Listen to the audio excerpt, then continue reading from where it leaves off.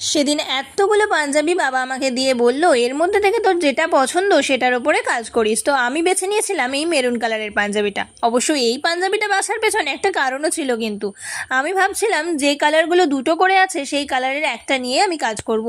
তো সবুজ আর মেরুনটা ছিল দুটো করে, তাই ভাবলাম মেরুনটার ওপরেই কাজ করি। প্রথমে ভেবেছিলাম হলুদ কালারের কলকা করব, তারপর ভাবলাম না, সাদা দিয়ে কলকাটা করে হলুদ দিয়ে হাইলাইট করব, যেটা দেখতে আরও বেশি ভালো লাগবে। সেই মতো বসে পড়লাম সাদা দিয়ে কলকা করতে। আর হ্যাঁ, আমি কিন্তু একদম সিম্পল কলকা করেছি, নিজের মতো করেই করার চেষ্টা করেছি। আর এই কাজটা কিন্তু এখনও অনেকটা বাকি, কিন্তু দুর্ভাগ্যবশত তোমাদের সাথে কাজটার আমি বেশিরভাগ পার্ট শেয়ার করতে পারবো না। হ্যাঁ, হাতার কাজটা তোমাদের সাথে শেয়ার করতে পারবো, কিন্তু এর পরে যে আরও একটা পার্ট আর একটা লেয়ার করেছিলাম সেটা তোমাদের সাথে শেয়ার করতে পারবো না, কারণ সেই ভিডিওগুলো আমার ফোন থেকে ডিলিট হয়ে গেছে। পুরো কাজটা হয়ে গেলে ফটোটা অবশ্যই শেয়ার করে দেবো। হাফ কাজটা দিয়ে একটা ফটো অ্যাড করলাম, দেখা হবে নেক্সট ভিডিওতে।